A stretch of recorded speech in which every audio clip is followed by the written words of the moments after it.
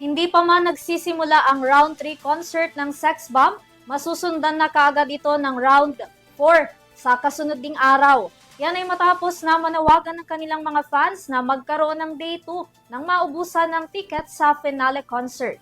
Makibalita tayo sa mundo ng entertainment mula kay Sam Martos.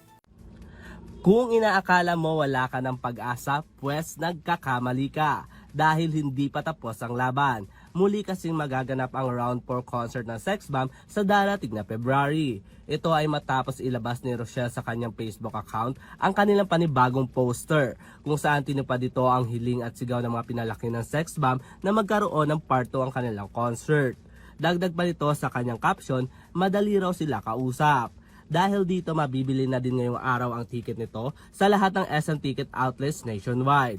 Nagkakahalaga pa rin ang kanilang concert ticket ng 785 pesos para sa box regular. 2,700 pesos naman ang box premium, SBI Flipper standing na 4,500 pesos at ang VIP ticket na nagkakahalaga ng 6,150 pesos.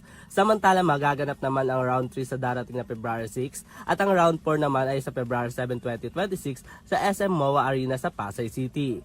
Para sa URTV Showbiz Balita, ako si Sam Martos, sumasaludo sa bawat Pilipino.